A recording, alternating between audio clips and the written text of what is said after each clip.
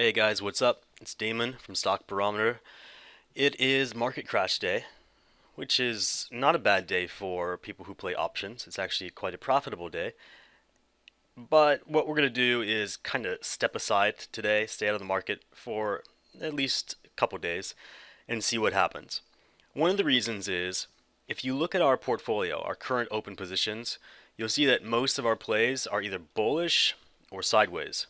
We only have one bearish play, which is on Baidu, and that's probably going to make us quite a bit of money today. It's already doing quite well. We could get out now and take profit, but we're going to hold on during the inevitable crash that's coming today and see what happens. But overall, the market is not really meshing well with our portfolio. This actually VXX is going to spike, and we can probably get out early. If we get out early, it's maybe safer, but if we get out early, it's also implying that we lose some of the money, some of the profit that we could have gotten from holding on to it until September. The only risk in holding on to it longer is that we might have missed our one chance to get out really, at the highest point we can. VXX inevitably falls, well, not inevitably, but it falls slowly. That's just its characteristic, and it's been falling for forever, basically. If you go back all the way to max, yeah, you can see that. So it's not really a good, um, where are we? It's not really a good stock to buy or to hold on to. So when we get these short spikes, it's a good time to get out if we're playing a bull credit spread. Anyway, that's not the topic for today. I'll update you on when to close that. But today what we're going to do is we're going to look at how our portfolio has been performing.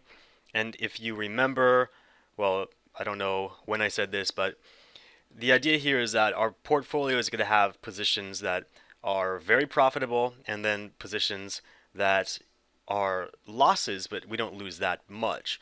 The whole idea of this options portfolio I've put together is to get plays with really big ROIs like 60%, 26%, 340%, and have them kind of equal out or dampen our losses. So you can see that already we have about half of our plays being losses, half of them being profits. But look at the ROIs of these plays. These are all huge. And overall, our ROI for the entire portfolio is 71%. That means if you invested, let's say, 2,000 bucks, you'd get like 3,000 bucks back. We could do the math if you want, but you put in 2,000 bucks and you come out with that much. So you've made a profit of almost 2,000 bucks, a little more than $1,000. We're doing pretty good. Hedge fund managers can't do this. Indexes can't do this. Only people with options who are thinking about how to play with the options to take advantage of the price differences and all that kind of stuff that I'm helping you with can get such a decent ROI consistently. Okay, let's go ahead and take a look at the plays from June. We had more losses than wins in June, but still, overall, we've made more than we've lost. So we're going to go ahead and take a look at these two, Starbucks and Cisco, because they're the winners and we're interested in replicating the winners. The losses, we can't really calculate the ROI for the losses in this month because we did a lot of credit spreads where we don't actually have to invest anything, we just put up a little bit of margin. So let's go ahead and take a look at Starbucks first. What happened with Starbucks was where's Starbucks? Let's look at here. All right, so here is Starbucks actually. What happened was all right, this is on May the 5th when I told you guys to buy calls of Starbucks. What we did was we took something from gap theory. If you follow my gap game plan system or if you're a subscriber to my gap trading newsletter, you know that when you see an area gap, the area gap fills most of the time. So after we saw this gap, we knew it would fall. And usually, if you know me, I like to play puts on this type of trend.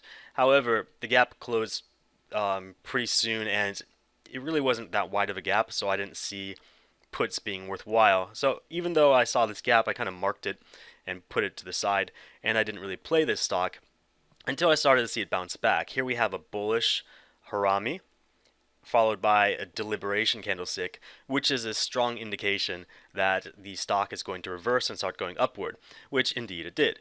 If you will look at where Starbucks is at now, you can see that here's the gap that we're looking at. Here are the two candlesticks, and it did reverse, even though it reversed at a lower point than before. Actually, we had another area gap, so we would have made that prediction anyway, and we got in with a better price. So actually, I'm giving you a conservative ROI. You probably made more than that because we got in at a lower price. But here's what happened. Stock did climb up, and on June 15th, June 12th, sorry, on June 12th, we got out. So on this day, we decided to sell, and that's pretty good because we're selling pretty much at a top. You can see it climbed a bit afterward, but after that, it evened out, started trending sideways, and today it's going to fall, so it's good that we got out. That's Starbucks. We got a 40% ROI on that play. Now let's look at our other play, which I think is more interesting. It's Cisco. We got an 80% ROI on a prediction that Cisco would remain stable. So we played a horizontal or calendar spread. We bought in at $250 and we sold for $450. That's assuming you got 10 of the options. You can go as much as you want. Usually when you play calendar spreads, you're pretty safe and you don't have to put up any margin. You don't have the risks of selling naked options that would bring you those nice time value profits, but at the same time you do get those time value profits. Your time value profit is a bit limited because you have to buy and sell an option at the same time, just like in credit spreads, but you still get that time value. So that's exactly what we did. We waited a month, and on June 18th we got out because the price had hit our target, which was 29. We sold it for 450, which was almost 100% gain for us. So that's it. That's our performance for June. We did pretty well, got some decent ROIs. I hope that if you're playing, you have enough money to play all of these trades. If not, and you're kind of cherry picking, your results might vary. Hopefully, you're cherry picking good ones like Tesla and then Cisco, but you can never predict which of my predictions are going to come out with super high ROIs and which are going to be losers.